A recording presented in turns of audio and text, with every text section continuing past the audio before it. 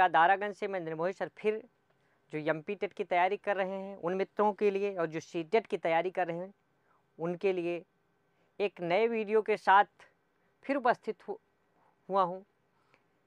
मित्रों, इसके पहले वाली वीडियो में जो विभिन्न आयोग हैं उस पर हम लोगों की चर्चा हो चुकी थी, जैसे रामकृष्ण आयोग, माध्यमिक शिक्षा आयोग जिसे मुदालियर आयोग के भी नाम से जानते हैं, जैसे रामकृष्ण आयोग 1948 और 1949, माध्यमिक शिक्षा आयोग जिसे मुदालियर आयोग के नाम से जानते हैं वो आपका 1952-53 1952 में इसको किया गया और 1953 में ये जो 2 डेट दिया रहता है, मतलब 1952-53 या 2 डेट दिया रहता है, उसका मतलब जो पहला डेट दिया गया है इसमें वो आयोग बनाया गया और जो दूसरा डेट दिया गया था इसका मतलब इसमें 1-2 साल का जो अंतर रहता है, इसमें इस आयोग ने अपना रिपोर्ट कार्ड जिस लिए बनाया गया था उस प्रस्तुत करता है, तो इसलिए पूरा लिखा रहता है। जैसे 1952 से 1953 मुदालियर आयोग के विषय में, मतलब 1952 में इसको बनाया गया और 1953 में इन्होंने अपना रिपोर्ट कार्ड दिया। उसके बाद आपका जो संस्कृत आयोग की चर्चा हुई थी 1956 से और 1957, कौन?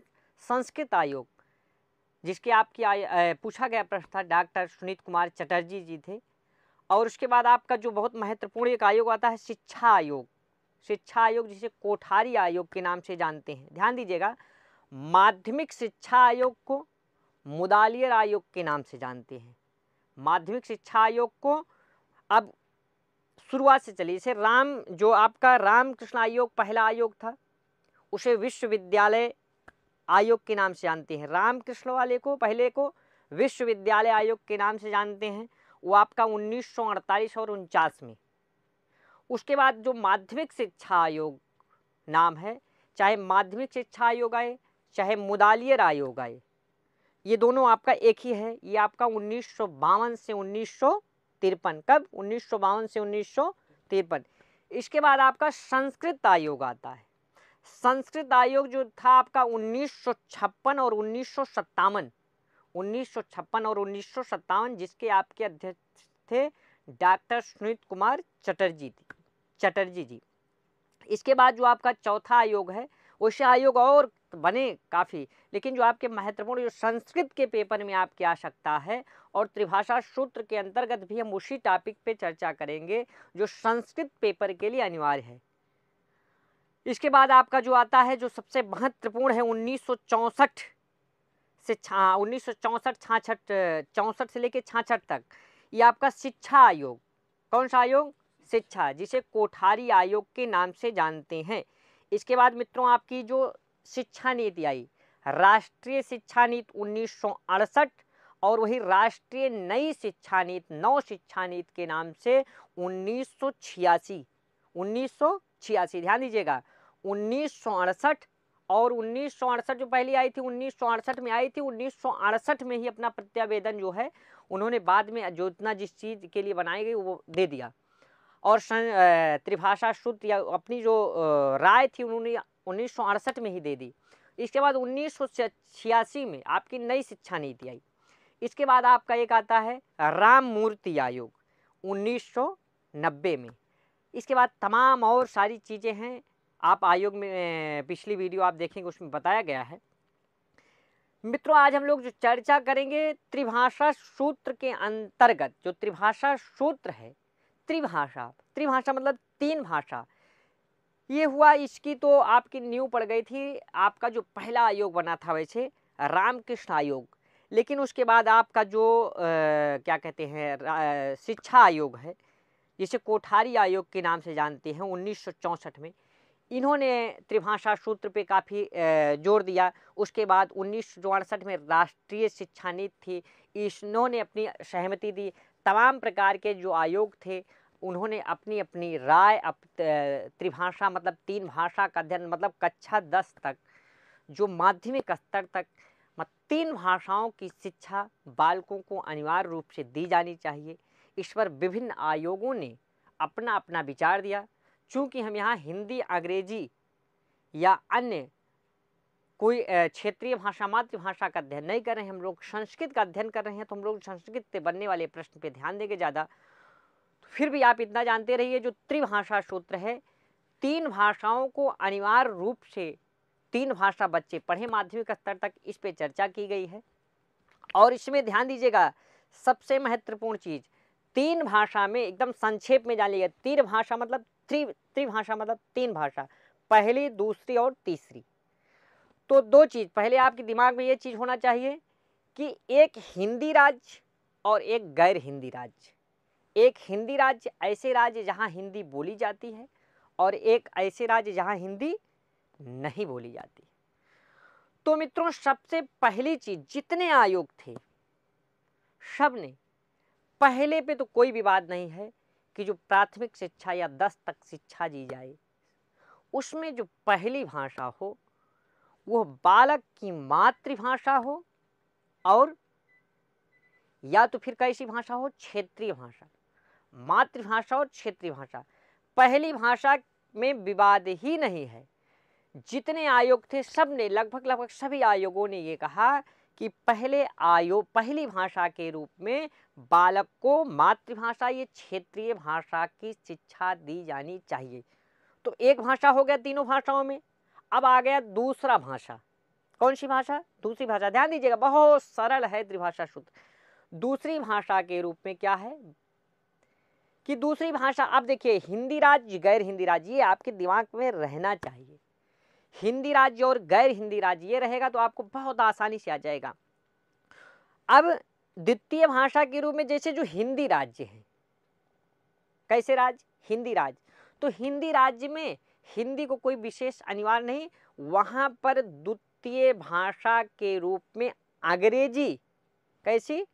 अंग्रेजी या कोई अन्य आधुनिक भाषा, अंग्रेजी या कोई अन्य आधुनिक भाषा, कहां पे? जहां हिंदी बोली जा रही है। और जहां हिंदी नहीं बोली जा रही वहां पे द्वितीय भाषा के रूप में, वहां पे जहां हिंदी नहीं बोली जा रही वहां पे हिंदी एकदम इंपॉर्टेंट है, हिंदी के साथ अंग्रेजी, हिंदी के साथ अंग्रेजी। अब देखिए, दूसरा भाषा, आपकी पहली भाषा तो मातृभाषा, क्षेत्रीय भाषा हो गई। दूसरे भाषा के रूप में जहां हिंदी, मतलब हिंदी राज्य में अंग्रेजी के साथ कोई अन्य आधुनिक भाषा, चाहे अंग्रेजी लीजिए चाहे अन्य आधुनिक भाषा, ये, और जहां हिंदी नहीं बोली जाती है वहां पे आप हिंदी लीजिए, उसके साथ आप एक अंग्रेजी, हिंदी लीजिए, चाहे फिर क्या लीजिए, अंग्रेजी लीजिए। ठीक, ये आपका दूसरा भाषा हो गया। अब तृतीय भाषा के रूप में सेम वही चीज आ जाएगा नीचे तृतीय भाषा के रूप में, जैसे जो हिंदी राज्य हैं वहां पर अंग्रेजी या अन्य आधुनिक भाषाओं में एक लेना पड़ेगा, लेकिन जो आप द्वितीय भाषा के रूप में नहीं लिए हो। ध्यान दीजिएगा, आपका हिंदी या अंग्रेजी, हिंदी मतलब आपका अंग्रेजी या अन्य तृतीय भाषा के रूप में अंग्रेजी या अन्य आधुनिक भाषा लेना पड़ेगा, लेकिन वो आप द्वितीय भाषा के रूप में चयनित ना की हो, तो मतलब आपका 3 भाषा नहीं हो जाएगा। एक द्वितीय भाषा के रूप में नहीं चयनित की हो तो वो आप तृतीय भाषा के रूप में चयनित करोगे। तो एक द्वितीय भाषा हो गई आपकी, एक तृतीय भाषा, एक आपकी क्षेत्रीय या जो मातृभाषा लिए थे वो 3 भाषा इस प्रकार से हो जाएगी। तो मित्रों, ये आपका 3 भाषा सूत्र थे जिसपे लगभग सभी जितने थे, काफी सभी आयोगों ने अपने अपने विचार संस्तुति दी। लेकिन मित्रों, इसमें बड़ा विवाद है, आज तक इस पर विवाद चलता हुआ आ रहा है। जैसे आपका तमिलनाडु राज्य हो गया, हिंदी रखने के लिए, पढ़ाने के लिए वो तैयार ही नहीं हुआ। आज तक उन्होंने यहाँ तक कह दिया कि हिंदी हमारे यहाँ जो आप पढ़ा रहे हैं ये बलपूर्वक, जबरदस्ती, आप क्या कहते हैं, बलपूर्वक पढ़वा रहे हैं, हिंदी के पक्ष में नहीं हुआ। और देखिए, जाने शास्त्रीय भाषा, उसमें आप शास्त्रीय भाषा, तृतीय भाषा के रूप में आप शास्त्रीय भाषा जहाँ आएगी वहाँ संस्कृत का नाम आप ले सकते हैं। उसमें आप एक चर्चा आएगी कि संस्कृत भाषा को अनिवार्य भाषा के रूप में नहीं रखा गया है, इसे वैकल्पिक भाषा के रूप में रखा गया है, अनिवार्य भाषा के रूप में नहीं रखा गया है। जैसे हिंदी को रखा गया है लेकिन संस्कृत को अनिवार्य भाषा के रूप में नहीं रखा गया है। मित्रों, आइए देखिए, अब हम जो पढ़ना है, ध्यान दीजिएगा, यहाँ पे उन मित्रों से बताने जाएंगे। यहाँ त्रिभाषा सूत्र में नहीं पढ़ा रहा हूँ, त्रिभाषा सूत्र में संस्कृत का क्या स्थान है वो चीज मैं आपको बता रहा हूँ। त्रिभाषा सूत्रांतर्गते विद्यालये स्त्रीणाम भाषाणाम शिक्षण अनिवार्यम स्वीकृतम, मतलब 3 भाषाओं की शिक्षा अनिवार्य रूप से दी जानी चाहिए, स्वीकार की जानी चाहिए। त्रिभाषा, त्रिभाषा, पहली भाषा देखिए, ध्यान दीजिएगा, यहाँ पे लिखा है मातृभाषा और क्षेत्रीय भाषा, जो अभी आपको हमने बताया, मातृभाषा या क्षेत्रीय भाषा, ये आपकी पहली भाषा हो गई तीनों भाषाओं में। यहाँ पे द्वितीय भाषा है आपकी अंग्रेजी, लेकिन यहाँ पे आपको ध्यान देना पड़ेगा कि द्वितीय भाषा के रूप में जो हिंदी है, ये हिंदी, ये गैर हिंदी राज्य के लिए, जहाँ अंग्रेजी बोली जाती है, हिंदी यहाँ नहीं बोली जाती है, और मान लीजिए वहाँ हिंदी नहीं बोली, हिंदी बोली जाती है, तो जहाँ यहाँ हिंदी लिखा है, यहाँ पे आ जाएगा आंग्ल भाषा या कोई अन्य आधुनिक भाषा द्वितीय भाषा के रूप में। अब ये जो तृतीय भाषा है, ये आपकी देखिए आंग्ल भाषा चाशंती, आंग्ल भाषा या आधुनिक भाषा। अब इसमें तृतीय भाषा में आंग्ल भाषा आधुनिक भाषा आ जाना चाहिए, लेकिन जब इसका सेम उल्टा हो जाएगा, अगर यहाँ पे आप हिंदी लिए हो तो फिर इसमें आप आंग्ल भाषा लोगे या अन्य आधुनिक भाषा लोगे। इसमें अगर आप आंग्ल भाषा या अन्य आधुनिक भाषा ले लिए हो तो फिर आपको हिंदी लेना पड़ेगा। क्या लेना पड़ेगा? हिंदी। मतलब इस दोनों में आपकी भाषा मैच नहीं होनी चाहिए। और इसमें भी ध्यान देना पड़ेगा, इसमें भी ध्यान देना पड़ेगा, हिंदी राज्य अगर है, कैसा राज्य है, तो उसमें हिंदी आप नहीं ले सकते, अंग्रेजी या अन्य आधुनिक भाषा ही लेना पड़ेगा। इसमें भी अगर हिंदी राज्य है तो आंग्ल भाषा या अन्य आधुनिक भाषा लेना पड़ेगा। अगर आप मान लीजिए दक्षिण के राज्य हैं जहां आपके क्या कहा जाता है, हिंदी नहीं पढ़ाई जाती है, तो फिर वहां आपको हिंदी लेना पड़ेगा। यहाँ थोड़ा सा आप ध्यान दीजिएगा, ये बहुत साइड में लिखा गया है मित्रों, क्योंकि यहाँ संस्कृत की चर्चा हो रही, त्रिभाषा सूत्र आप जानते अगर आ जाएगा। पहली तो मातृभाषा क्षेत्रीय भाषा ये कन्फर्म है, यहाँ आपको कोई दिक्कत नहीं होनी चाहिए। द्वितीय जहाँ हिंदी लिखा गया है, ये गैर हिंदी राज्य के लिए है, जहाँ जैसे तमिलनाडु दक्षिण के राज्य वहाँ हिंदी। और मान लीजिए इन राज्यों में उत्तर प्रदेश बिहार इस सब राज्यों में, तो यहाँ पे आपको अंग्रेजी या अन्य आधुनिक भाषाएं रखना पड़ेगा। अब ये तृतीय भाषा में सेम उसी का उल्टा हो जाएगा, अगर अंग्रेजी राज्य है तो हिंदी, या और मान लीजिए और क्या कहते हैं, अगर आपका लेकिन आपको हिंदी तब इसमें नहीं होना चाहिए, मतलब सेम इसका उल्टा हो जाएगा। कुल मिला जुला के तीनों भाषाएं आ जानी, 3 भाषा आनी चाहिए, जिसमें आपकी हिंदी और मातृभाषा या क्षेत्रीय भाषा अनिवार्य होनी चाहिए, और आंग्ल भाषा वैकल्पिक इसमें भी अगर होगा तो इसमें नहीं होगा, इसमें होगा तो इसमें नहीं होगा। समझ में आ गया? अब आइए, सर्वे राज्यैः इमं सिद्धांतम स्वीकृतम, सभी राज्य सिद्धांत को स्वीकृत मतलब स्वीकार किए। उत्तर भारतस्य हिंदी भाषी प्रांतेषु, ध्यान दीजिएगा, उत्तर भारतीय से हम लोग क्या हैं, उत्तर जैसे आपका उत्तर भारत जहाँ पे हिंदी भाषा बोली जाती है, हिंदी भाषी प्रांतेषु तृतीय भाषा रूपे संस्कृत भाषायाम अध्ययनं प्रचलने अभवत्। केंद्रीय विद्यालयेषु अपि कक्षां षष्ठीता अष्टमी कक्षा तावत संस्कृतम अनिवार्य रूपेण। ध्यान दीजिएगा, यहाँ पूरा नहीं कहते हैं, केंद्रीय विद्यालयों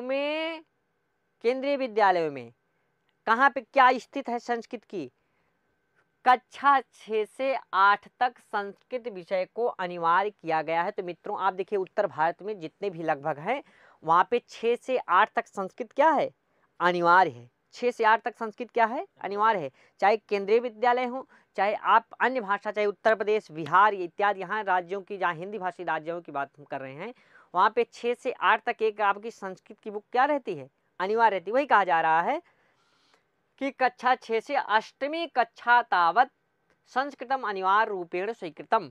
अब ध्यान देना पड़ेगा, पूछ लिया गया प्रश्न, उत्तर भारत मतलब हिंदी भाषाई राज्य में संस्कृत 6 से 8 तक संस्कृत है, अनिवार्य है, वैकल्पिक है। समझ रहे हैं इस तरीके से प्रश्न? तो क्या है 6 से 8 तक अनिवार्य है, लेकिन कहाँ के लिए, हाँ हिंदी भाषी प्रांतेश, हिंदी भाषी प्रांतेश, या पूछ लिया गया केंद्रीय विद्यालयेश ना, तो क्या है आपका कक्षा 6 से 8 तक संस्कृत क्या है, अनिवार्य है। 9वीं कक्षातः मतलब 9वीं कक्षा से 9 कक्षा से 10वीं कक्षा तावत 10वीं कक्षा तक ऐच्छिक विषय रूपेण चा स्वीकृतम। 9, अब देखिए यहाँ पे यही गड़बड़ हो गया, 9 से 10 तक संस्कृत को ऐच्छिक विषय के रूप में, वैकल्पिक विषय को आप इच्छा के अनुसार आप ले भी सकते हैं और नहीं भी ले सकते हैं। आप जानते होंगे 9, 10 मित्रों, आप 9 की क्लास उत्तर भारत, बिहार और आपका उत्तर प्रदेश, मध्य प्रदेश, यहाँ जहाँ हिंदी राज्य हैं, इसमें आप जानते होंगे 9, 10 में संस्कृत के साथ बहुत अन्याय हुआ है शुरुआत से लेकर, क्योंकि अंग्रेजों का शासनकाल था जब भारत स्वतंत्र हुआ, तब से लेकर जब आप ध्यान देंगे, हम यहाँ तक कहते हैं आपके राधा कृष्ण आयोग से लेकर हर आयोग जो उसमें चयनित किए गए, और यहाँ केंद्रीय जो शिक्षा सलाहकार बोर्ड जो था उसमें भी, और तमाम जो शिक्षा नीति भी आई, वहाँ संस्कृत के साथ बहुत भेदभाव हुआ। उसका आप विस्तृत अध्ययन करेंगे तो आपको पता चलेगा किस प्रकार संस्कृत के भेदभाव हुआ। नहीं तो अगर त्रिभाषा सूत्र में अनिवार्य रूप से संस्कृत को एक रखा गया होता आंग्ल भाषा के स्थान पे, या कि यहाँ पे द्वितीय भाषा के रूप में, तो आज संस्कृत बहुत ही उन्नत स्तर पे होता। बहरहाल चलिए, या तो 4 भाषा, जो त्रिभाषा है उसे 4 भाषा का सूत्र बनाते। संस्कृत को अनिवार्य करना था क्योंकि संस्कृत हमारी प्राचीन भाषा थी, संस्कृत में अथाह ज्ञान है। लेकिन अब देखिए फिर भी संस्कृत पढ़ने वालों की संख्या वर्तमान समय में, पहले बीच में बहुत कम होगी, तो वर्तमान समय संस्कृत अच्छा बढ़ रहा है, अपार प्रसन्नता होती है। 1988 तमे वर्षे केंद्रीय शिक्षा सलाहकार बोर्ड, ध्यान दीजिएगा, ये देखिए अभी चर्चा कर रहे थे, आ ही गया, 1988 तमे वर्षे केंद्रीय शिक्षा सलाहकार बोर्ड संस्कृते कुठाराघातः कृतवान। कुठाराघातः कृतवान मतलब क्या किया, इसके साथ संस्कृत के साथ अन्याय किया। अनेन अनुशंसा कृतम यत् त्रिभाषा सूत्रांतर्गतम संस्कृत शिक्षणम न भवेत्, अर्थात स्वतंत्र विषय रूपे संस्कृत शिक्षणम समाप्तम भवेत्। संस्कृत, अब ध्यान दीजिएगा, स्वतंत्र विषय के रूप में, अनिवार्य विषय के रूप में, देखिए केंद्रीय शिक्षा सलाहकार बोर्ड 1988 में कितना बना था, 1988 तमे वर्षे केंद्रीय शिक्षा सलाहकार बोर्ड संस्कृते कुठाराघातः कृतवान, जानते होंगे कुठाराघातः कृतवान। अनेन अनुशंसा कृतम यत् त्रिभाषा सूत्रांतर्गतम संस्कृत शिक्षणम न भवेत्, अर्थात स्वतंत्र विषय रूपे संस्कृत शिक्षण समाप्तम भवेत्। स्वतंत्र विषय के रूप में संस्कृत का जो शिक्षण है समाप्त होना चाहिए। किसने कहा, केंद्रीय शिक्षा सलाहकार बोर्ड। एक तो त्रिभाषा सूत्र के अंतर्गत शिक्षणम ना भवेत्, इसके अंतर्गत संस्कृत का शिक्षण नहीं है, इसलिए आपका स्वतंत्र विषय के रूप में संस्कृत का शिक्षण समाप्त होना चाहिए। ये किसने कहा, केंद्रीय शिक्षा सलाहकार बोर्ड ने। आइए मित्रों, हिंदी भाषा प्रदेश हिंदी भाषया संस्कृतम योजने 20% अंका निश्चिता स्यु। हिंदी भाषा प्रदेश, हिंदी जो भाषा है वहाँ हिंदी भाषा में ही आप देखते होंगे न्यूनतम 20%। एक हिंदी के पेपर में एक संस्कृत का एक किताब रहती है, जो आपका हिंदी पढ़ते होंगे उसमें संस्कृत का ही एक किताब रहती है। 3 किताब चलती है, हम लोग भी पढ़े मित्रों। एक किताब संस्कृत की रहती है, तो उसमें क्या है, उसमें कुछ अंक 30 अंक अलग अलग राज्यों में अलग अलग है। जैसे 35 अंक, शायद उत्तर प्रदेश में जो है 35 अंक की एक संस्कृत की बुक अलग से रखी गई है। उसके बाद 2 किताब आपकी हिंदी की चलती है। तो वही हिंदी भाषा संस्कृतम योजने 20% अंकाः निश्चिताः स्युः।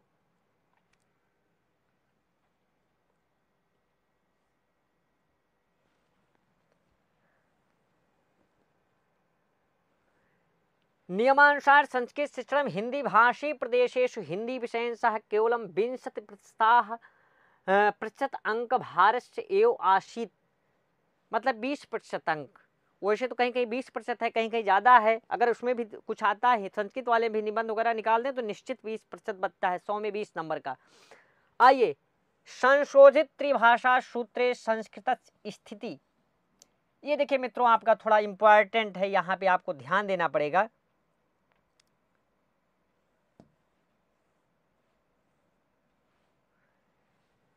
संशोधित त्रिभाषा सूत्रे संस्कृत स्थित कि संस्कृत की जो स्थिति है वो किस स्तर पर, प्राथमिक, माध्यमिक, उच्च स्तर पर, किस स्तर पर संस्कृत कहाँ अनिवार्य है, कहाँ वैकल्पिक है।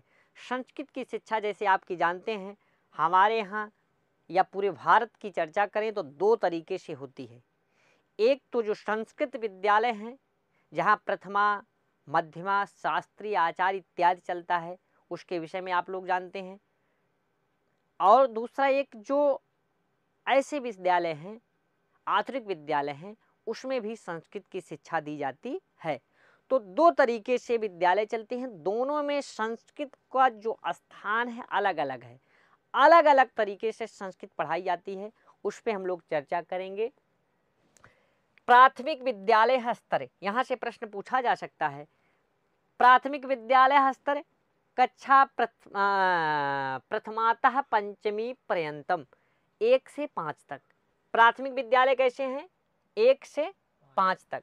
अब इसमें देखिए सामान्य विद्यालय, जैसे जो आपके सामान्य विद्यालय फुल संस्कृत वाले नहीं कि जहाँ केवल संस्कृत पढ़ाई जाती है, क्या सामान्य विद्यालय सभी विषय चलते हैं, उसमें संस्कृत की शिक्षा अलग से संस्कृत की शिक्षा दी जाती है। सामान्य विद्यालयेषु संस्कृत शिक्षणम न भवति।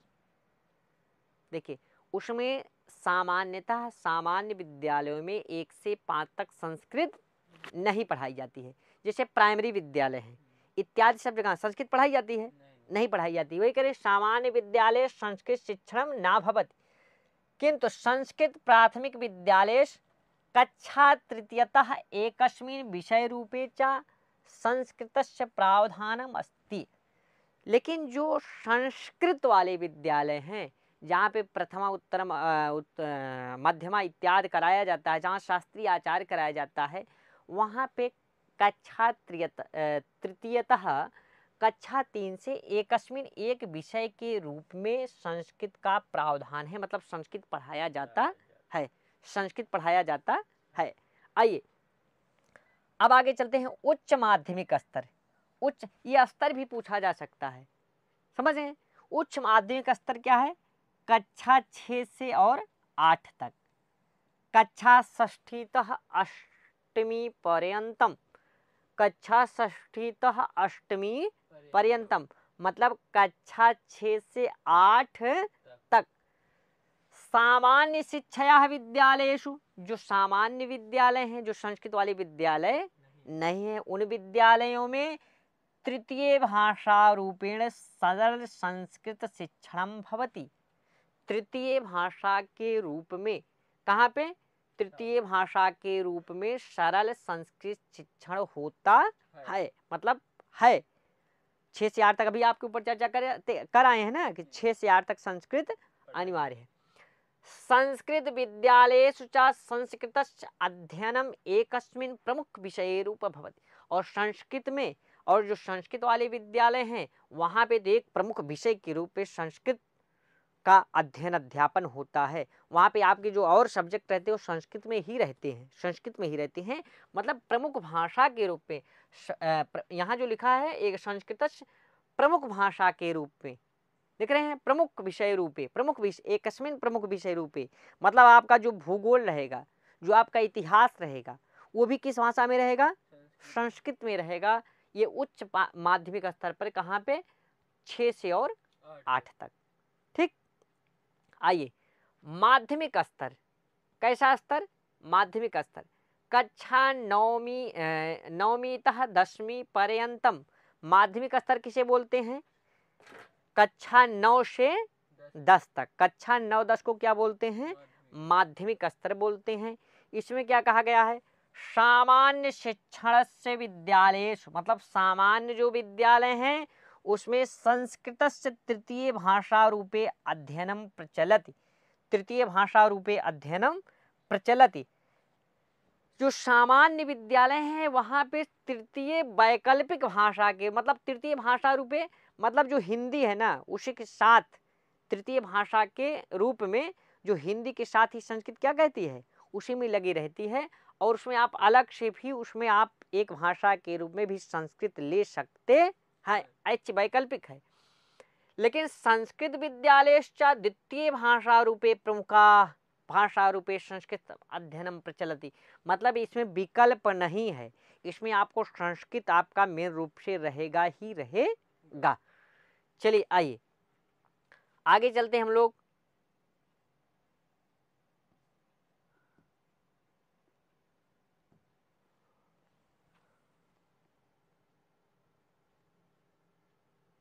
माध्यमिक स्तर हो गया। अब इसके बाद आइए हम लोग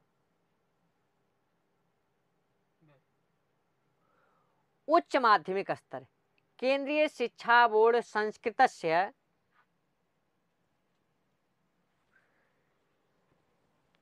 उच्च माध्यमिक स्तर, मतलब उच्च माध्यमिक स्तर क्या हो गया, जो आपका 11-12 इत्यादि।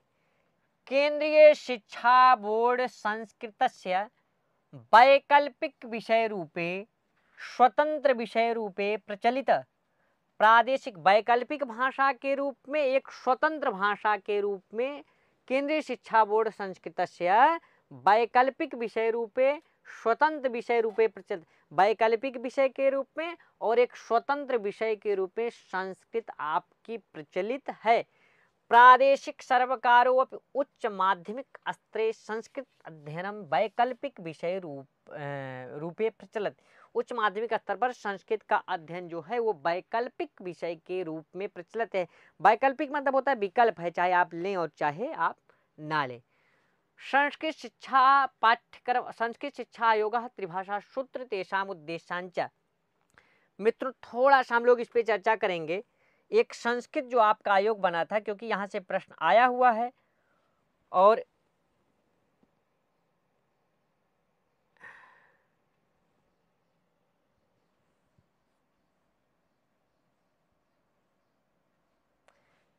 एक जो संस्कृत आयोग बना था 1900 कितने में 56 और 57 में। ध्यान दीजिएगा यहाँ पे अभी हम एक आपका लिख रहे हैं। राधा कृष्णन आयोग किस में बना था 1948 और 49 में। कितने में 1948 और 49 में। कौन सा आयोग, राधा कृष्णन आयोग, या इसी को कहते हैं क्या विश्वविद्यालय आयोग। क्या कहते हैं विश्वविद्यालय आयोग। ये कब बना था 1948 और 49 में। माध्यमिक शिक्षा आयोग या मुदालियर आयोग, माध्यमिक शिक्षा आयोग या मुदालियर आयोग बना था आपका 1952 से कितने में 53, 1952 और 53 में। 52 में इसके वो किया गया, 53 में इन्होंने अपना रिपोर्ट दिया। इसके बाद संस्कृत आयोग, ये आपका क्या हुआ संस्कृत आयोग 52-53 में। देखे क्या मुदालियर आयोग, मुदालियर आयोग है माध्यमिक शिक्षा आयोग। अब 1956 कब 1956 और 57 में, मतलब 56 में बना 57 में इन्होंने अपना रिपोर्ट दिया। किसने संस्कृत आयोग ने, किसने संस्कृत आयोग ने। अब इसके बाद एक आपका जो आता है मेन शिक्षा आयोग, शिक्षा आयोग या कोठारी आयोग 1964 में। कब 1964 से 66, 1964 से 66 कौन शिक्षा आयोग या कोठारी आयोग। इसके बाद आपकी जो शिक्षा नीति है 68 और 86 में, राष्ट्रीय शिक्षा नीति 68 में, और जो नई वाली शिक्षा नीति आई 1986 में। और यह एनसीएफ 2005 ये भी बहुत इम्पॉर्टेंट है। 2005 बहुत इम्पॉर्टेंट है, अगर आप उसको भी पढ़ना चाहिए आपको, बहुत इम्पॉर्टेंट एनसीएफ आपका जो 2005 है, उस पर भी हम लोग किसी दिन चर्चा करेंगे नेक्स्ट वीडियो में। आइए जनतायाः लोकसभायाश्च अनुरोधे केंद्रीय सर्वकारेण अक्टूबर मासस्य प्रथम दिनांके 1956 तमे वर्षे संस्कृत आयोगः संगठितः। भारतस्य सुप्रसिद्ध शिक्षाविदः डॉक्टर सुनीत कुमार चटर्जी, इसको आप लोग अंडरलाइन करेंगे।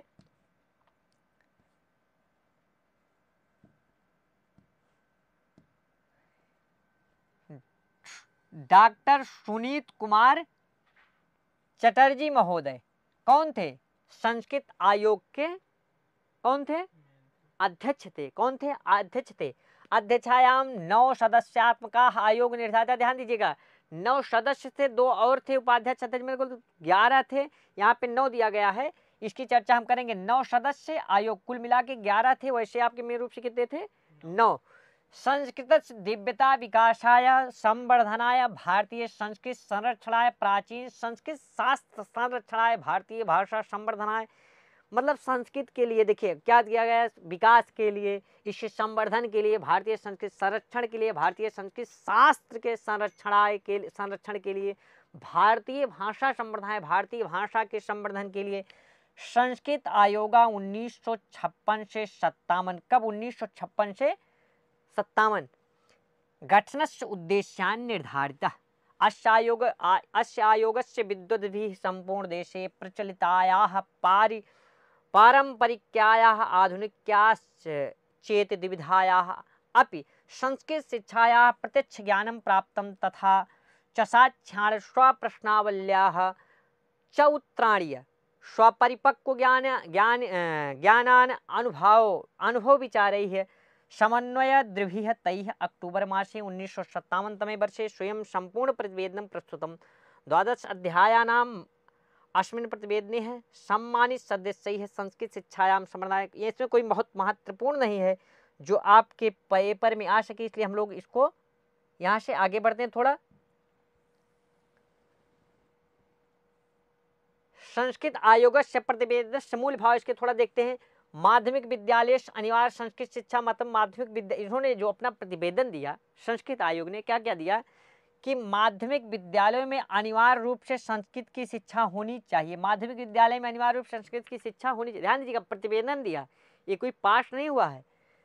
त्रिभाषा सूत्र स्थाने भाषा सूत्रम मातृभाषा आंग्ल भाषा और संस्कृतम, मतलब मातृभाषा आंग्ल भाषा और संस्कृतम। इस कितने जो संस्कृत आयोग बना था उसने दिया त्रिभाषा सूत्र में संस्कृत का भी एक महत्वपूर्ण स्थान होना चाहिए। ये मातृभाषा और आंग्ल भाषा, ये पूछा जा सकता है प्रश्न। जो संस्कृत आयोग था उसने त्रिभाषा सूत्र में किस किस भाषा की संस्तुति की थी, तो मातृभाषा, आंग्ल भाषा और संस्कृत। त्रिभाषा सूत्र में किसने? संस्कृत आयोग ने। अब स्वाभाविक है संस्कृत आयोग था, संस्कृत की संस्तुति करेगा ही करेगा, ठीक है। बाकी आपकी मातृभाषा इसको काट नहीं सकते, क्योंकि बिना मातृभाषा के आप कोई विशेष शिक्षा ग्रहण नहीं कर पाएंगे। और एक आंग्ल भाषा के भी देखिए, संस्कृत वाले कितने दयालु प्रवृत्ति के होते हैं। आंग्ल भाषा को भी रखा, इसकी महत्ता को देखते हुए या प्रभाव को देखते आंग्ल भाषा को भी रखा और संस्कृत को रखा। देखिए ध्यान दीजिए मित्रों, संस्कृत अगर आपकी उन्नत है, संस्कृत अगर आपकी अच्छी है, संस्कृत का विरोध पूरे भारतवर्ष में कहीं नहीं है, पूरे विश्व में कहीं नहीं, विरोध कहीं ना आता हो, ना पढ़ पाती हो, ठीक है। लेकिन अगर आप बैठेंगे तो संस्कृत का विरोध पूरे भारतवर्ष का कोई भी इंसान, मैं नहीं जानता हूं, कर सकता है। क्योंकि संस्कृत में ऐसी चीज, संस्कृत सभी का आदर कर आना सिखाती है, संस्कृत सभी भाषाओं का सम्मान करती है, तो इसलिए संस्कृत का विरोध नहीं। यहाँ तक कि हिंदी वगैरह का भी विरोध है दक्षिण भारत में, लेकिन संस्कृत ऐसा है जो दक्षिण भारत में देखिए कितनी ही उत्तर भारत की अपेक्षा दक्षिण भारत में संस्कृत अत्यधिक विकास हुआ है। पारंपरिक शास्त्र संरक्षणार्थम संस्कृत विश्वविद्यालय संस्कृत प्रसिद्ध संस्कृत संस्थान विद्यापीठ इत्यादि विकासा आधुनिक परंपरागत प्रणाल्याः एकीकरणं संस्कृतेभ्यः भारतीय भाषाभ्यः तद अन्य संबंध विषयेभ्यः पाठ्यक्रमे समरूपेण स्थानं प्रदेयम्। संस्कृत शिक्षार्थम, इसमें कोई बहुत महत्वपूर्ण नहीं है जो आपका परीक्षा में प्रश्न पूछा जाए, इसलिए हम लोग थोड़ा सा आगे बढ़ते हैं। आइए मित्रों,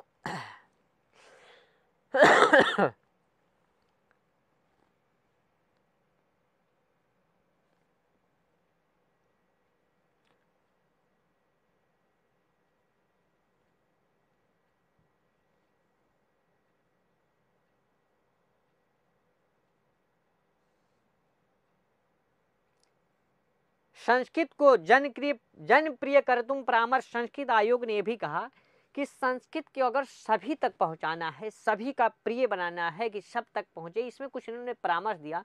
उन्होंने कहा व्यक्तिगत कक्षाणाम योजनम आयोजनम, मतलब व्यक्तिगत कक्षाओं का आयोजन करना चाहिए। पाठ्यक्रमे संस्कृत स्थानम, देखिए ध्यान दीजिएगा, अध्ययन समूहानाम निर्माणम, व्यक्तिगत परीक्षा व्यवस्था, संस्कृत शिक्षण विधिनाम सरलीकरणम, मतलब संस्कृत शिक्षण विधि को सरल करिए, उसमें दृश्य शब्द सहायक सामग्री इत्यादि का खूब भरपूर प्रयोग करिए। नई सोच के साथ, जैसे अन्य विषयों में प्रयोग हो रहे, नई सोच के साथ आप संस्कृत को आप अपनाएं, जिससे लोग सरल बने, सुबोध बने, लोग आसानी सबसे बड़ी समस्या मित्रों यही है, जो हमारे पुराने वैयाकरण है, बड़े विद्वान है, बहुत नॉलेज है, उनका जो प्रदर्शन क्षमता इतना कठिन तरीके से करते हैं कि जो सामान्य विद्यार्थी वो संस्कृत से घबराने लगता है, और जब प्राथमिक शुरुआत से घबराने लगता है, जो आप शुरू से पढ़ के आएगा ही नहीं आएगा, तो आप आगे कितने विद्यार्थियों को पढ़ाओगे। तो संस्कृत को अगर जनप्रिय भाषा बनानी है, समाज की भाषा बनानी है, इसको और अधिक विकास करना है, तो सभी महानुभावों से, उन सभी विद्वानों से अनुरोध, इस संस्कृत को बहुत सरलतम ढंग से, विद्वानों की भाषा इसे नमक बनाइए, इसको प्रारंभ में जनप्रिय भाषा बनाइए कि ज़्यादा से ज़्यादा लोग पढ़ें। जितने लोग पढ़ेंगे उसी में से विद्वान होंगे। एक दो आप पढ़ा के, जब अब देखिए कितने ऐसे विद्यालय एक दो बच्चे अभी गांव में देखिए, बहुत ऐसे क्षेत्र हैं जहाँ संस्कृत के बस एक संस्कृत का हलवा खड़ा कर दिया गया है, जो संस्कृत के टीचर भी हैं, वो ऐसा माहौल बनाते हैं, संस्कृत का इस तरीके से माहौल बनाते पढ़ाते हैं कि विद्यालय में संस्कृत वो बच्चा लेना ही नहीं चाहता है। तो ऐसा न करिए, संस्कृत को बढ़ाना है तो संख्या बढ़ाइए। जब संख्या बढ़ेगी, पढ़ने वाले बढ़ेंगे, तो आपका भी विकास होगा और संस्कृत का भी विकास होगा। संस्कृत शिक्षण विधिनाम सरलीकरणम, संस्कृत संघ सम्मेलनम सभादीनाम आयोजनम, संस्कृत वादा विवाद। अब देखिए एकदम सरल सरल भाषा है, इसलिए इसको बताना है। संस्कृत शिक्षण विधिनाम सरलीकरणम समझ रहे होंगे। संस्कृत संघ सम्मेलन सभा आदि नाम आयोजनम, संस्कृते वादा विवादा, मतलब संस्कृत में वाद विवाद हो, वाद विवाद कराना चाहिए, मतलब पक्ष में विपक्ष में जो होता नहीं है। संस्कृत साहित्य संगीतात्मक पाठ, खूब लयबद्ध तरीके से संगीत के तरीके से हिंदी कविता करते हुए संस्कृत का भी पाठ होना चाहिए। अन्ते आयोगस्य कथनम अस्ति यत् केंद्रीय प्रादेशिक सर्वकाराभ्याम तेषां प्रतिवेदने ध्यानं प्रदेयम्, यतो ही प्रतिवेदने प्रदत्तां प्रत्येकं संस्कृत कस्यां भागः समुन्नाय विद्यते।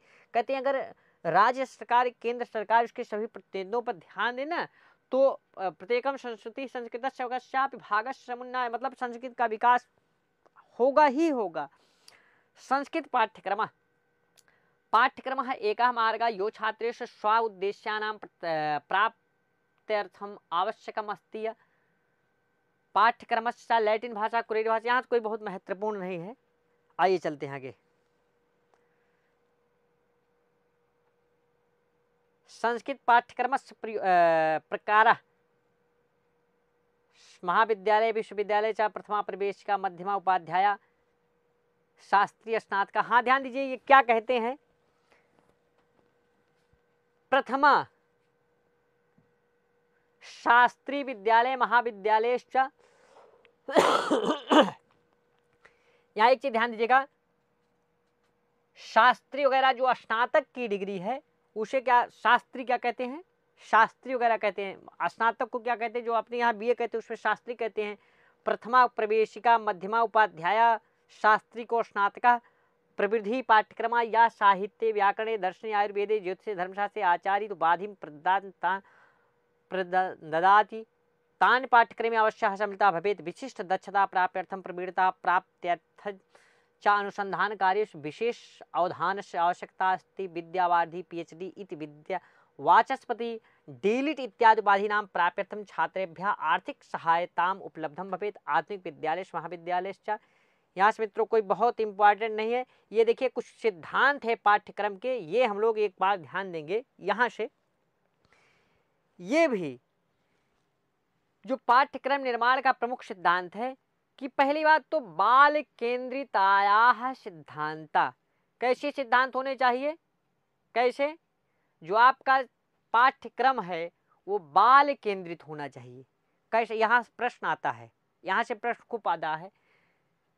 पहला कैसा होना चाहिए, जो सबसे महत्वपूर्ण है, पाठ्यक्रम कैसा होना चाहिए, बाल केंद्रितायाः सिद्धांता। जो आपके पाठ्यक्रम में बालक को सबसे महत्वपूर्ण स्थान देते हुए, बालक सबसे देखिए, एक आपका शिक्षा पाठ्यक्रम है, आपका बालक है, पाठ्यक्रम, बालक, और उसके बाद आपका क्या है, जो पढ़ाने वाला टीचर है, माता पिता हैं। तो एक देखिए द्विध्रुवीय प्रक्रिया, त्रिध्रुवीय प्रक्रिया आप पढ़े होंगे, जिस तीनों चीज़ों में जैसे आपका जो पाठ्यक्रम जो पढ़ाने का विषय है और जो अध्यापक है और बालक है, उस तीनों में आपका सबसे जो महत्वपूर्ण चीज़ है कौन है? बालक है। क्या है? बालक को ध्यान में रखते हुए आप सबसे प्रमुख किसको ध्यान में रखेंगे? बालक को रखेंगे। पाठ्यक्रम निर्माणस्य अयम महत्वपूर्ण सिद्धांता वर्तते। ये पाठ्यक्रम निर्माण में ये अयम मतलब ये जो बाल केंद्रित सिद्धांत है, ये बहुत महत्वपूर्ण सिद्धांत, बहुत महत्वपूर्ण सिद्धांत वर्तते मतलब है। अस्मिन् सिद्धांते बालकानां रुचीनां आवश्यकतानां मनोवृत्तीनां क्षमतानां योग्यतानां अधिकम महत्वम वर्तते। यहाँ से देखिए मित्रों प्रश्न आता है, ये जो आप पाठ्यक्रम तैयार करेंगे उसमें सबसे पहले आप बालक को विशेष स्थान देंगे। पहली चीज, अपने पाठ्यक्रम में बालक को विशेष स्थान देंगे, ये पहली जो सबसे महत्वपूर्ण चीज है। दूसरी चीज, इस सिद्धांत में आपको एक चीज और पाठ्यक्रम में ध्यान देना पड़ेगा, बालकानां रुचिनां, बालकों की रुचियों का। किसका? बालकों की रुचियों का। आवश्यकतानां मनोवृत्तीनां क्षमतानां योग्यतानां अधिकम महत्वम, उसकी मनोवृत्ति का, उसकी आवश्यकता का, उसकी क्षमता का, उसकी योग्यता का। तो खासकर ये सारी चीज ध्यान दीजिएगा। अस्मिन् सिद्धांते, इस सिद्धांत में जो पाठ्यक्रम आप निर्माण का जो प्रमुख सिद्धांत है बाल केंद्रिताया सिद्धांत, इसमें क्या क्या चीज ध्यान देंगे? सबसे पहले जो पाठ्यक्रम है उसमें बाल केंद्रित होना चाहिए। दूसरा चीज इस सिद्धांत में बालक की रुचि की, उसकी आवश्यकता की, उसकी मनोवृत्तियों की, उसके क्षमता की, उसके योग्यता पर अधिक महत्व देना चाहिए, अधिक महत्व देना चाहिए। राष्ट्रीय शिक्षा नीति 1986, राष्ट्रीय शिक्षा नीति, ध्यान दीजिए सारी महत्वपूर्ण यहाँ सब प्रश्न बनने वाले हैं मित्रों। प्रश्न ये देखिए आ गया, अभी पिछली बार चर्चा करते राष्ट्रीय जो नई शिक्षा नीति आई, राष्ट्रीय शिक्षा नीति 1986, तो ऐसे दिया रहेगा राष्ट्रीय शिक्षा नीति 1968, राष्ट्रीय शिक्षा नीति 1986। तो पहले 1968 में आई, फिर उसके बाद क्या आई? 1986। बहुत महत्वपूर्ण है 1986, यहाँ से प्रश्न ये आ चुका है। अनुसारम बाल केंद्रित पाठ्यक्रम संस्तुतीकृतम, सबसे पहले बाल केंद्रित पाठ्यक्रम संस्तुतीकृतम कौन किया था? राष्ट्रीय शिक्षा नीति 1986। अब इस आपके मात्र इतने 2-3 लाइन से कितने प्रश्न बन गए? सबसे पहले आपका जो संस्कृत का पाठ्यक्रम होगा वो कैसा होगा? बाल केंद्रित होगा। कैसा होगा? बाल केंद्रित होगा, और इसका बहुत महत्वपूर्ण स्थान है। इसके बाद इस सिद्धांत में बालक की रुचि का, उसकी आवश्यकता का, उसकी मनोवृत्तियों की, उसकी योग्यता का, उसकी क्षमता का, उसको आपको ध्यान देना पड़ेगा।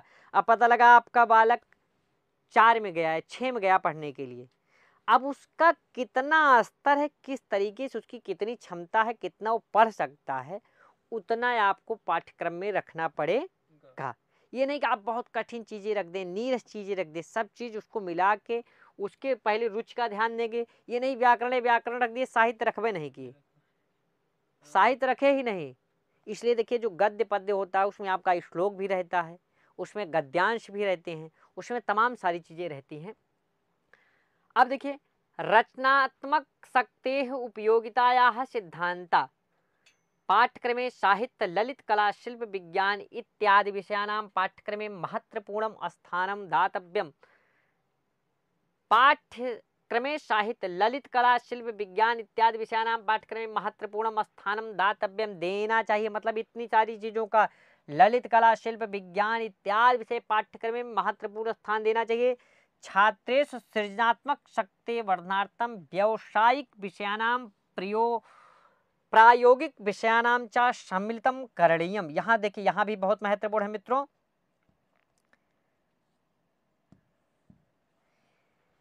जो रचनात्मक शक्ति के विकास के लिए, अब की बार शायद प्रश्न आया था यहाँ से, उसकी रचनात्मक शक्ति के विकास के लिए, उसके रचनात्मक कौशल का विकास हो, इसके लिए उसके जो पाठ्यक्रम में विभिन्न प्रकार के जो ललित कला शिल्प विज्ञान इत्यादि विषय हैं उसको पाठ्यक्रम में महत्वपूर्ण स्थान देना चाहिए।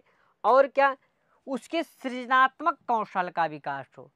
वर्धनार्थम मतलब सृजनात्मक शक्ति के वर्धनार्थम मतलब विकास के लिए बढ़े। आप क्या करेंगे, व्यावसायिक विषयानाम, कैसे, व्यावसायिक विषयानाम और प्रायोगिक विषयानाम च सम्मिलितम करणीयम। व्यावसायिक विषय मतलब जिसमें वो आगे चल के अपना जीवन यापन के लिए अच्छा कुछ कर सके, ऐसे विषयों का, व्यावसायिक विषयों का प्रायोगिक विषयानाम च सम्मिलितम करणीयम, प्रायोगिक विषयों को सम्मिलित करना चाहिए। अब देखिए अगला आइए,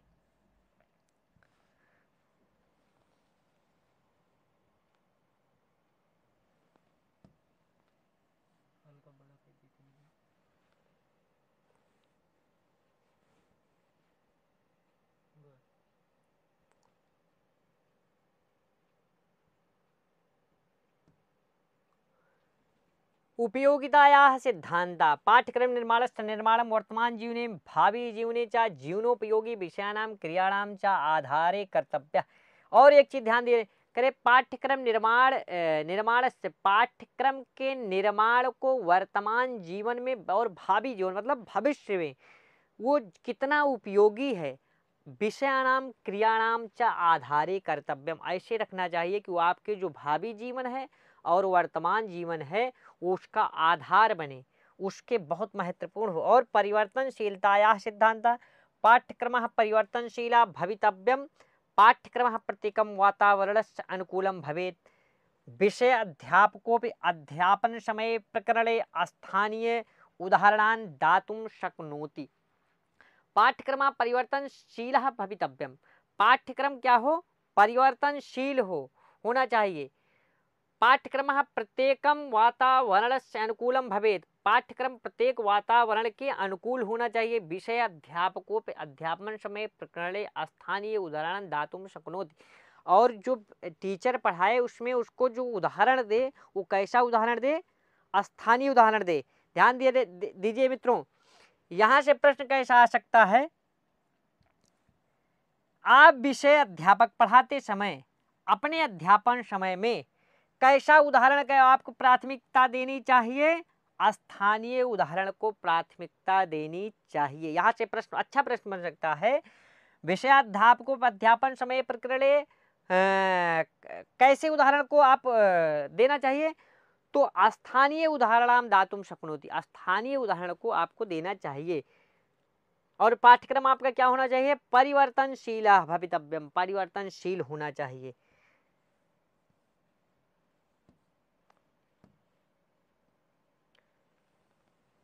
विविधतायाः सिद्धांत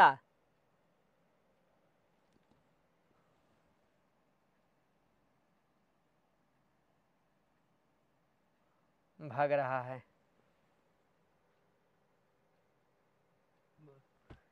ध्यान दे, विविधतायाः सिद्धांत एकस्याम् एव कक्षायां विविध योग्यताम् अभिवृद्धि अभिरुचियुक्ताः छात्राः भवन्ति, पाठ्यक्रमे सर्व स्तरीय छात्राणाम् अनुरूपम विशेष क्रियाश्च विविधता अपि भवितव्यम। मित्रों ध्यान दीजिएगा, बहुत ही महत्वपूर्ण, यहाँ से हर एक लाइन से प्रश्न आता है। नीरस विषय है तो इसमें आप ध्यान दीजिएगा, यहीं से प्रश्न आता है। और इन्हीं सारी चीज़ों को जब आप नहीं पढ़ते हो तो सीटेट में, खासकर सीटेट में इस टाइप के जो प्रश्न आते हैं वहाँ आप लोग गड़बड़ कर देते हैं। आपका जो पाठ्यक्रम है वो कैसा होना चाहिए, विविधतायाः सिद्धांता, विविधतायाः सिद्धांत एकस्याम् एव कक्षायां विभिन्न योग्यताम् अभिवृत्ति अभिरुचियुक्ताः छात्राः भवन्ति, मतलब एक कक्षा में विभिन्न योग्यता वाले, अभिवृत्ति वाले, अभिरुचि वाले अनेक प्रकार से ऐसे छात्र होते हैं।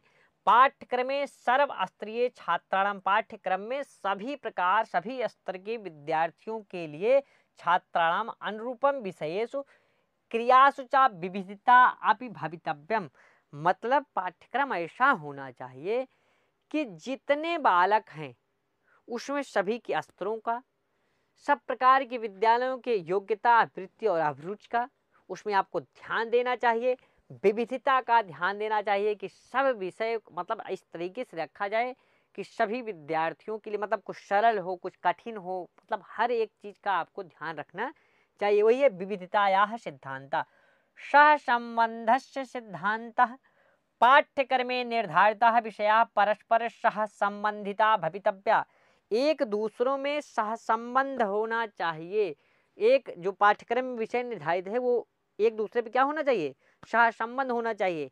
एक तो उसी वर्ष के पाठ्यक्रम में और एक जैसे मान लीजिए 9 में 10 में, 9 में आप क्या पढ़े उसके आगे वाला भाग आपके 10 में रखा जाए, उसके आगे वाला भाग 11 में रखा जाए, उसके आगे वाला भाग 12 में रखा जाए।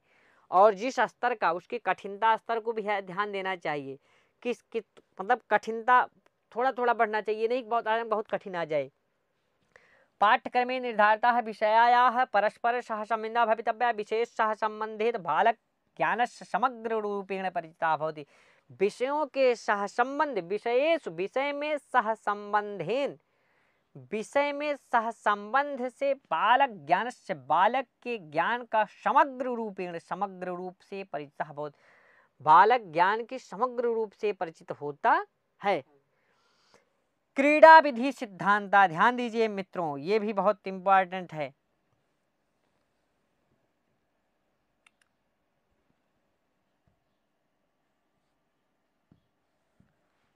क्रीड़ा विधि सिद्धांत, क्रीड़ा विधि द्वारा अधिगम, क्रीड़ा विधि द्वारा अधिगम, ये भी आपके पाठ्यक्रम में ध्यान देने वाला विषय है।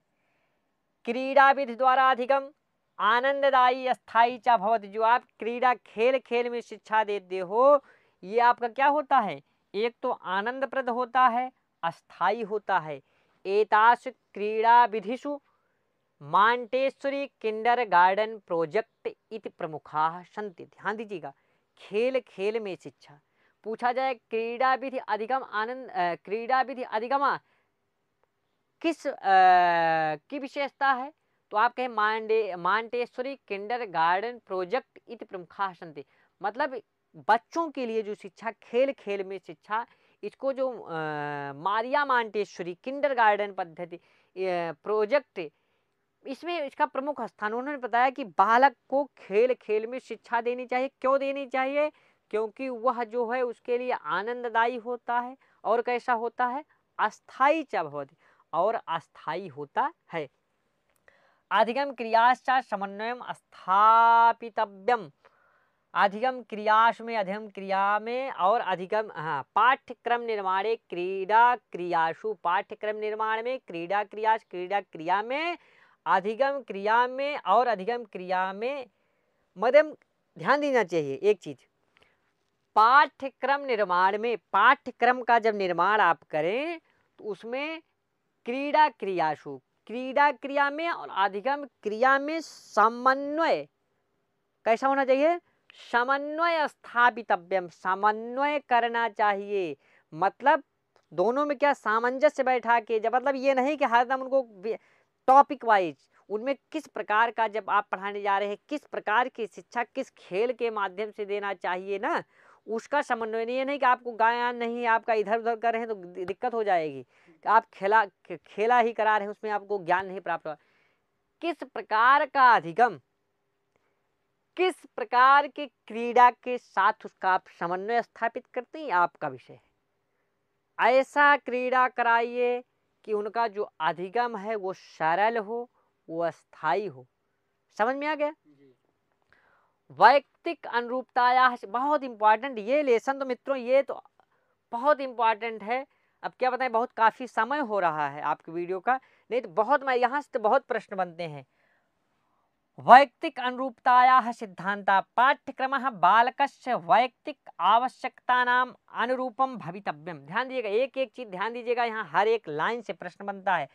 पाठ्यक्रमः बालकस्य वैयक्तिक आवश्यकतानां अनुरूपम भवितव्यम।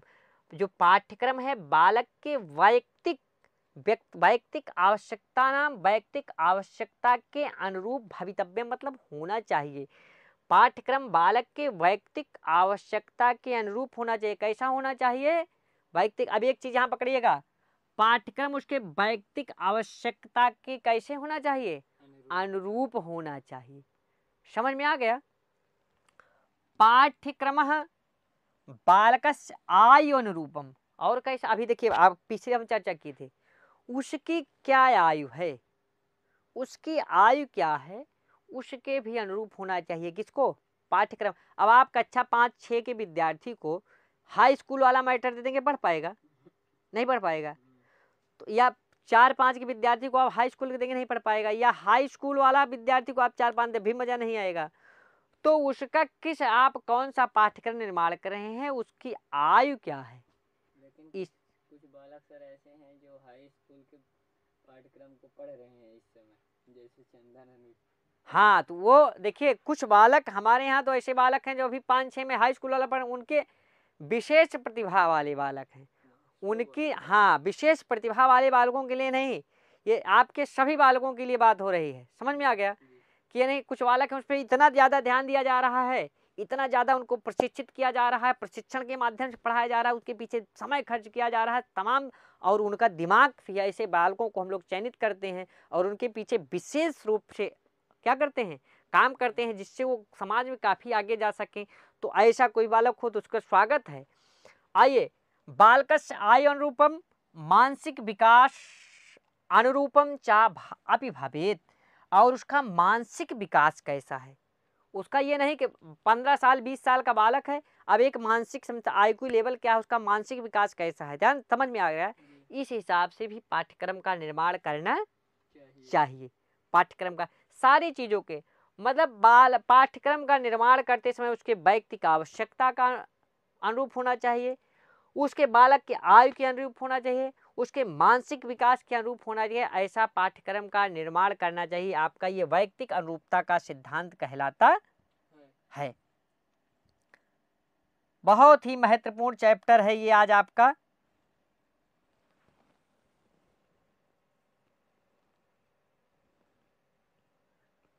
पाठ्यक्रम में संस्कृत, हाँ देखिए, अब देखिए सामाजिक अनुरूपताया सिद्धांत, अब ये जानते हो आपका पाठ्यक्रम आपका जो होगा, पाठ्यक्रम बालकस्य सामाजिक आवश्यकता नाम अनुरूपम, उसके सामाजिक, अब पता लगा उत्तर भारत के हैं तो ऐसा चैप्टर तैयार करना जो यहाँ के लिए आवश्यक हो।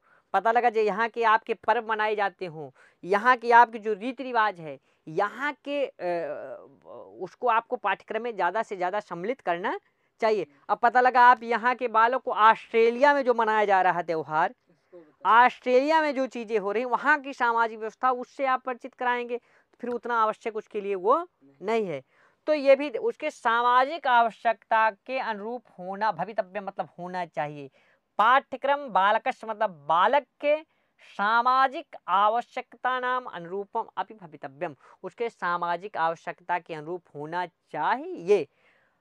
पाठ्यक्रम छात्रे राष्ट्रीयतां धर्मनिरपेक्षतां जनतंत्रात्मक दृष्टिकोणम उत्पन्न करने सहायका भवेत्। और ध्यान दीजिएगा, छात्र में राष्ट्रीयतां धर्मनिरपेक्षतां जनतंत्रात्मक दृष्टिकोणम उत्पन्न करने, उसका जो आप ऐसा पाठ्यक्रम निर्माण करना चाहिए पाठ्यक्रम में जिससे उसके बच्चे के अंदर, ध्यान दे दीजिए, राष्ट्रीयता का भाव जागृत हो। कैसा भाव जागृत हो? हाँ, देश के प्रति राष्ट्रीय के भाव, राष्ट्र के, ये नहीं कि भारत देश को, भारत देश में रहते हैं, भारत देश की खाते हैं, भारत देश को गाली देते, ये ऐसा नहीं। ऐसा राष्ट्रीय भाव, ऐसा पाठ्यक्रम नहीं। अगर ऐसा पाठ्यक्रम है तो उसको तत्काल बाहर करना चाहिए, जिससे राष्ट्रीय भावना, भारत टुकड़े टुकड़े, अगर ऐसा कोई है पाठ्यक्रम में, ऐसा पाठ्यक्रम सिखाता है तो ऐसे कदाप नहीं रखना चाहिए। ऐसी मानसिकता का विकास कदाप नहीं होना चाहिए। ऐसे लोगों को दंडात्मक बहुत कठोर सजा देनी चाहिए, जिससे अगले लोग सीख लें। ऐसे पाठ्यक्रम अगर कहीं पे, मैं नाम नहीं लेना चाहूँगा, ऐसा कहीं भी है, ऐसे पाठ उनको प्रारंभ से ही ऐसे उनकी मानसिकता की उपज, उनकी मानसिकता का विकास ही ना होने पाए, उसका प्रारंभ में ऐसे पाठ्यक्रम का निर्माण होना चाहिए। छात्र के अंदर, छात्र मतलब छात्र में राष्ट्रीयताम धर्मनिरपेक्षताम जनतंत्रात्मक दृष्टिकोणम उत्पन्न करने सहायकम भवेत्। पाठ्यक्रम को ऐसा होना चाहिए जो इन जनतंत्रात्मक मतलब ये जो जनता के जनतंत्रात्मक, अपने यहाँ कैसा व्यवस्था है, जनतंत्रात्मक व्यवस्था है, धर्मनिरपेक्ष राज्य है मेरा देश है, और कैसा राष्ट्रीय भावना, हर एक के अंदर राष्ट्रीय भावना जागृत हो, ऐसा पाठ्यक्रम का निर्माण होना चाहिए। उत्पन्न करने में वो सहायक हो पाठ्यक्रम। आगे देखिए, अनुभवानां पूर्णतायाः सिद्धांता पाठ्यक्रमस्य अंतर्गते मानव जाते अनुभवानां संपूर्णतया निहिता भवति। मानव जाति का संपूर्ण अनुभव संपूर्णतया निहिता भवति। पाठ्यक्रमे सैद्धांतिक विशेषः मानवस्य अनुभवानाम् अपि उचितं स्थानं भवेत्। यान् छात्राः क्रीडा क्षेत्रे कक्षे पुस्तकालये प्रयोगशालायां शिक्षकानां संपर्केण प्राप्नोति अतः पाठ्यक्रमे अनुभवानां संपूर्णता अपि आवश्यकती भवति। और ध्यान देना चाहिए, अनुभव मतलब ये कह जा रहा है कि कुछ चीज होती है कि जो हम जब जीते हैं तो हमको अनुभव प्राप्त होता है। पाठ्यक्रम को ऐसा रखना चाहिए कि जो हम अनुभव प्राप्त कर रहे हैं जब उसको देखें तो वो हमको सही लगे। कैसा लगे? सही तरीके से लगे। और इस तरीके से पाठ्यक्रम होना चाहिए। और देखिए,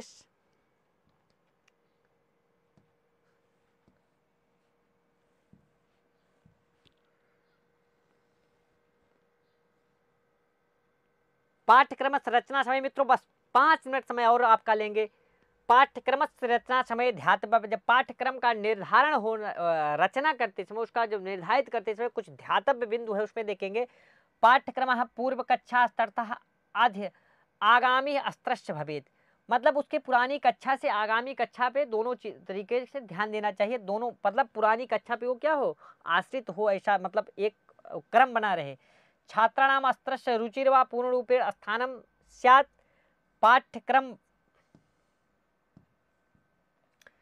पाठ्यक्रम स्वतः पूर्णं भवेत्, यथा उच्चारणं, वाचन, शब्दावली, रचना कार्यम, अनुवाद, भाषा तत्व, शब्द रूपम, धातु रूपम इत्यादि। देखिए संस्कृत की चर्चा हो रही है, संस्कृत भाषा की चर्चा हो रही है।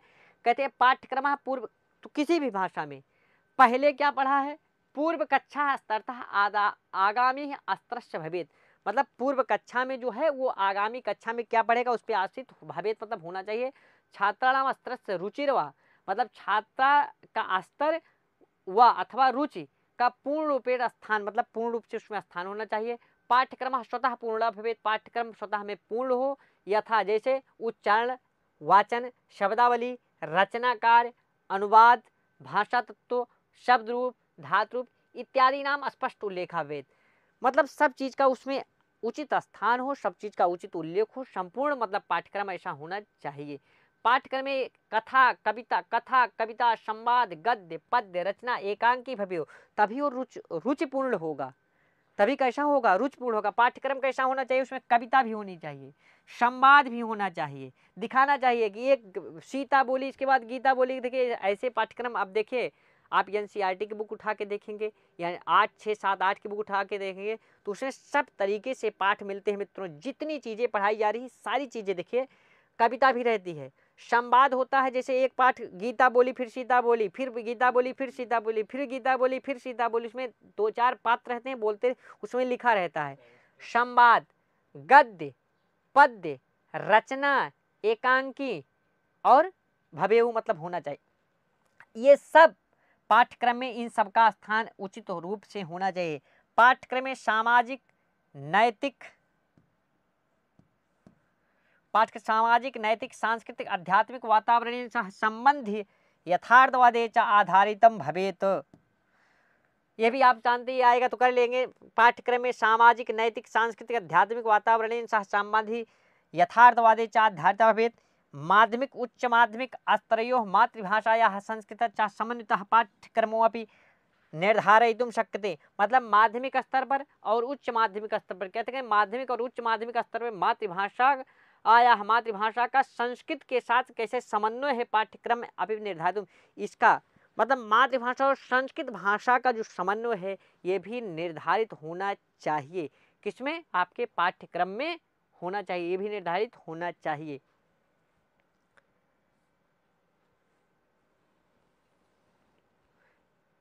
और देखिए, राष्ट्रीय शिक्षा नीति निर्धारण समय संस्कृतम प्रति विशिष्ट स्थान राष्ट्रीय शिक्षा नीति नाम निर्धारण समय संस्कृत प्रति विशिष्ट ध्यानम देयम। ये भी इंपॉर्टेंट, कोई विशेष नहीं। त्रिभाषा सूत्र, हाँ ध्यान दीजिएगा। त्रिभाषा सूत्रांतर्गत विद्यालय स्त्रीणाम भाषाणाम शिक्षण अनिवार्य रूपम स्वीकृतम त्रिभाषा, कुछ नहीं। तो इस तरीके से मित्रों ये आपका पाठ्यक्रम में संस्कृत का पाठ्यक्रम कैसा हो, हम लोग चर्चा की। देखिए कितने लगभग 1 घंटे की वीडियो में हम लोग कितनी चर्चा किए।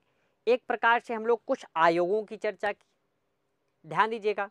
फिर हम कह रहे हैं आज की वीडियो 1 घंटे की वीडियो से आपका बहुत लाभ हो सकता है। कुछ आयोगों की चर्चा हम लोग किए हैं जो आते हैं अधिकतर, उसके बाद त्रिभाषा सूत्र की चर्चा किए हैं, और उसके बाद त्रिभाषा सूत्र के बाद हम लोग संस्कृत का त्रिभाषा सूत्र में स्थान क्या है इस पर चर्चा किए हैं, और पाठ्यक्रम, आपका पाठ्यक्रम में संस्कृत कैसे रखनी चाहिए इस पर चर्चा किए हैं। इस तमाम विषयों का समावेश आज की 1 घंटे की कक्षा में है मित्रों। इसको अच्छे से सुनिएगा, नोट्स बनाते जाएं अच्छे से। निश्चित तौर पर इन्हीं से सारे प्रश्न आपके आएंगे। इसी शब्दों के साथ मित्रों नमः संस्कृताय, जय हिंद।